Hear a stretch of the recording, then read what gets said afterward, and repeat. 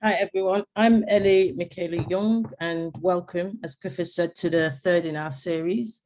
Our speaker tonight is Natasha Henry, who is the founder of the Digital Humanities project called Black Cover Archives. She's an independent collection of creative, it's an independent collection of creative global magazines, and she's a PhD researcher and lecturer at the University of Leicester. Her presentation tonight, Who You Be, Black Style, Body and Identities, captures a conversation between herself and her mom through visual storytelling. She focuses on her mother's photographic images between 1960 and 1990 and investigates in what ways her styling the body influenced shaping her identity. First, I'd like to thank Elli Young for the invitation to speak at Caribbean Couture on Tapestry of Identity in the Diaspora, hosted by Hibiscus Community Group. It's an honour to be invited to share my exploration of Black style body and identity with you all. My name is Natasha Henry, as already said, and my pen name is ND Henry. I'm a first-year PhD student at the University of Leicester. My PhD aims to examine Black aesthetics and culture production in fashion. I am an independent collector of creative magazines globally, specifically magazines that cover star Black people. I launched the Black Cover Archive in 2019 in response to how can we archive Blackness? The archive features my collection of magazines, and you can find the collection on Instagram via BLK Cover Archive. Today, I'll be exploring the conversation between myself and my mom through visual storytelling. Black style has been influential in dress history since the 20th century. However, there are limited inquiries on the culture and history of fashion and dress in the Black diaspora.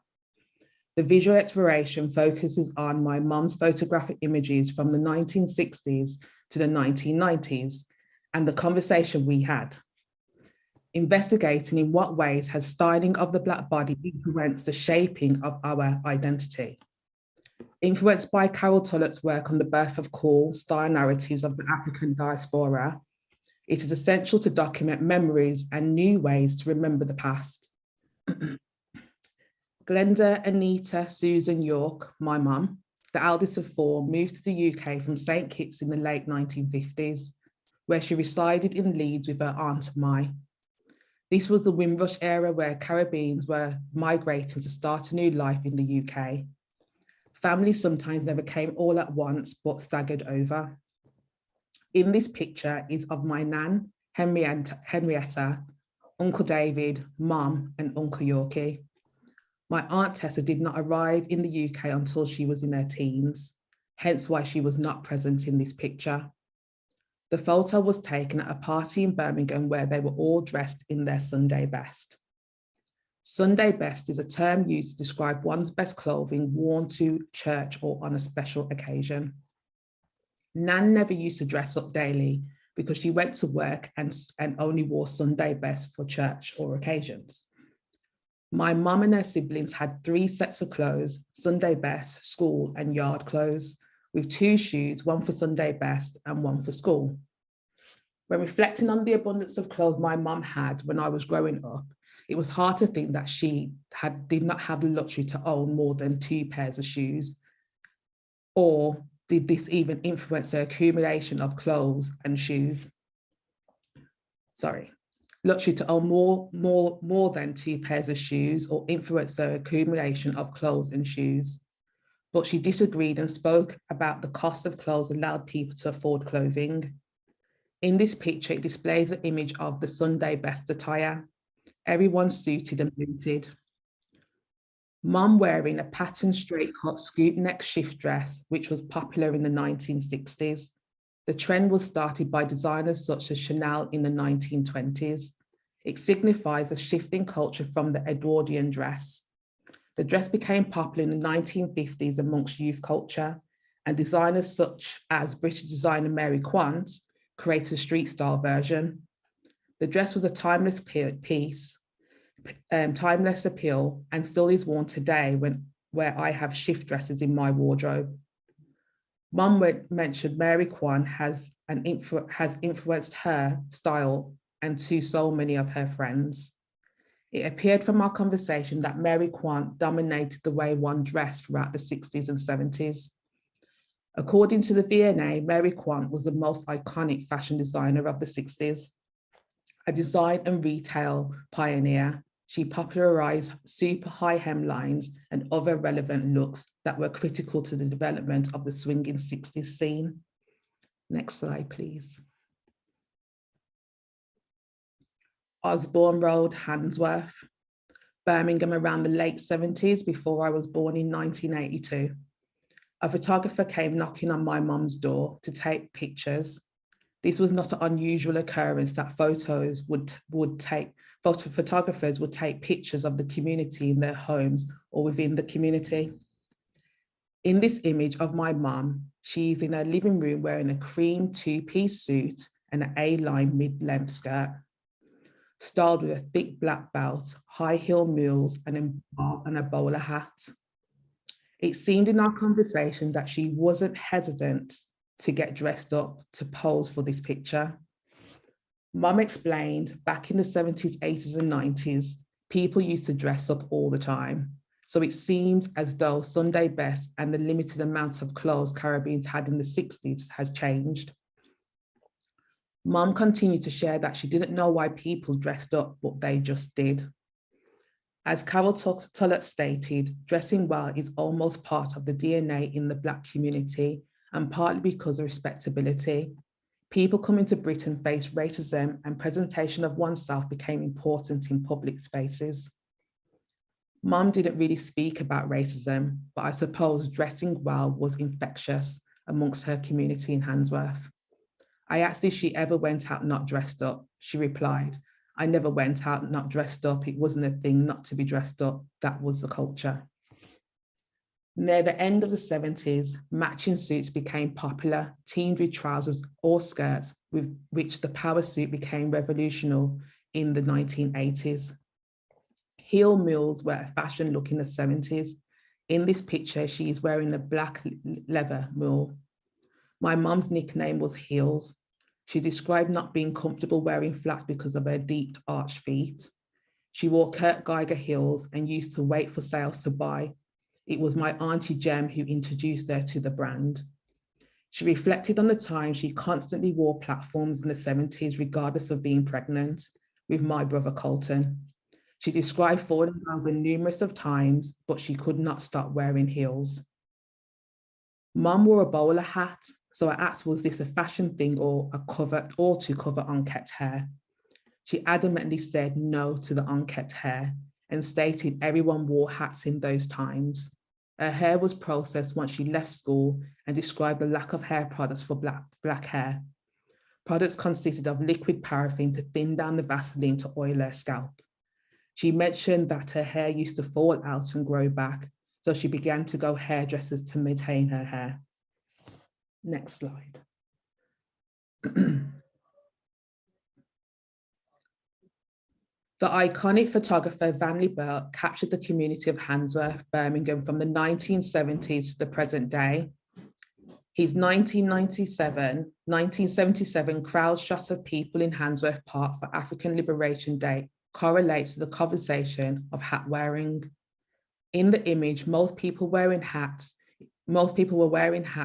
It was a cultural fashion statement. Next slide. Handsworth Carnival, Handsworth, Birmingham, 1984. In this image is of Uncle Yorkie, Mum and me.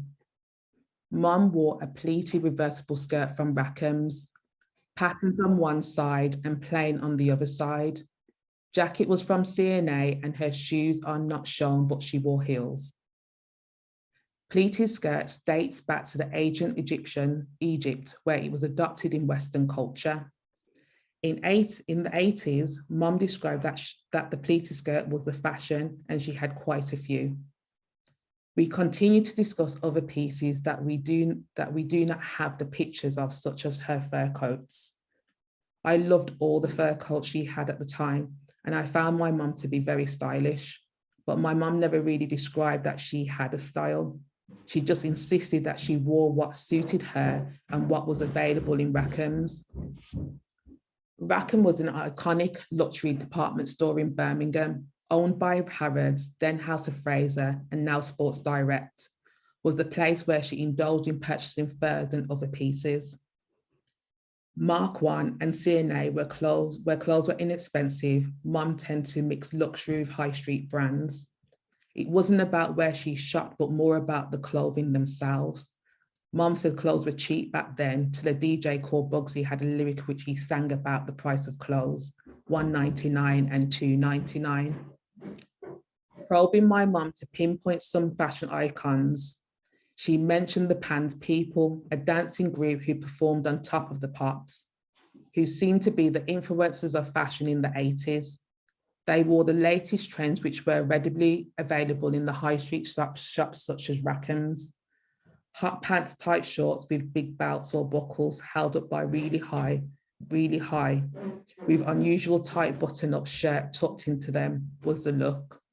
I asked my mum if she wore hot pants. Her response was yeah, of course. Next slide. Auntie Jem, Mum, me at a party in Smethwick, Birmingham, 1984. My Auntie Jem was extremely stylish and chic, always dressed in classy pieces. Mum says she normally brought her clothes from Rackham's or boutiques. I mentioned my auntie as she was also an influence on what type of pieces I wear today. The significant feature on my Auntie Jem's attire was a headband, maybe influenced by Cher, or later on Princess Diana innovated the use of a royal family heirloom necklace as a headband when she attended a gala dinner in Melbourne, Australia in 1985. Mum's hair was curly permed at the time, up to the side.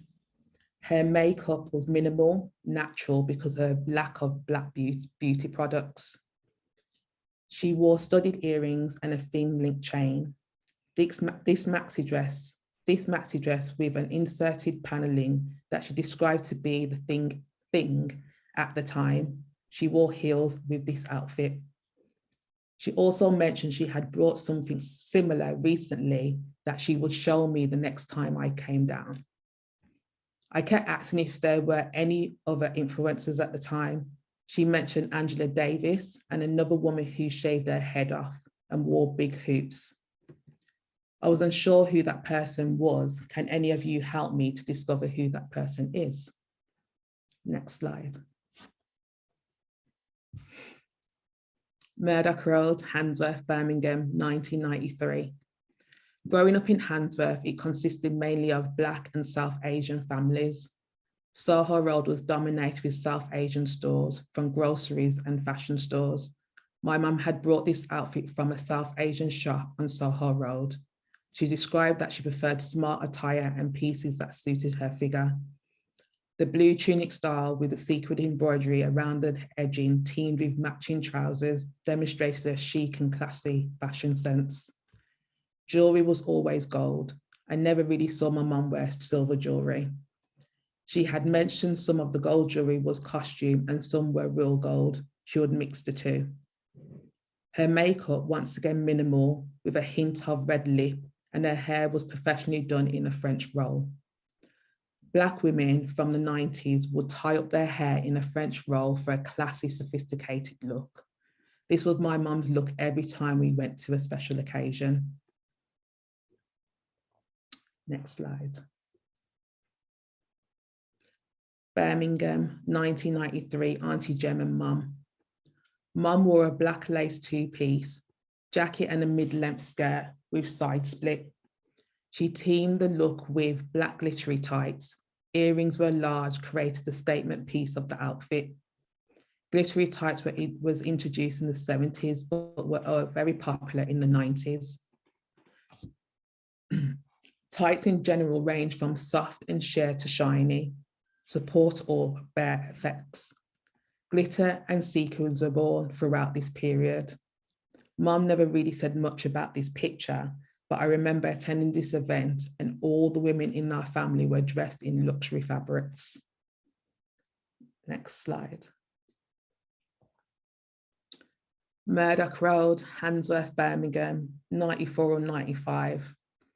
Mum got this outfit made and my sister and I got matching outfits too. The fashion was very flamboyant and edgy, which reflected the times.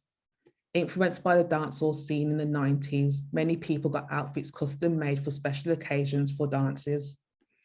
My mum said that my dad got our outfits made by a seamstress who he knew. Dancehall style is defined by sensuality, sexiness, skin, and celebrating the female body.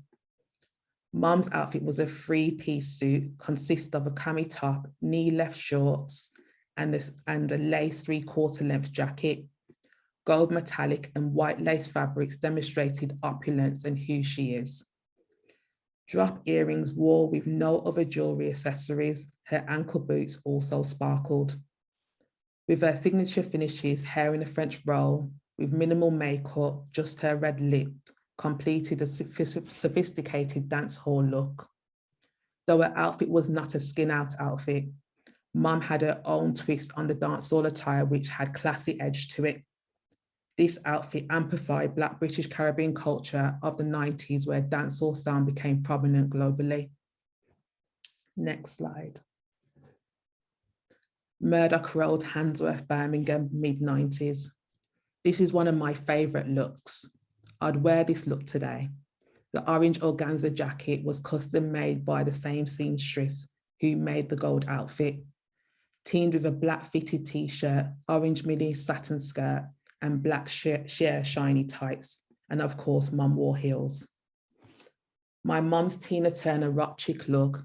She wore a thin lock gold necklace with a glow pendant, earrings gold with a transparent plastic circle, 2 bangles, one thin whilst the other chunky. In my eyes, my mum looks good. The fabrics reflected the dancehall scene, but she still kept this look chic. On this occasion, her hair was out, makeup once again minimal, just sporting her red lip. Next slide. Style is always influenced by what is happening in pop culture and heritage culture.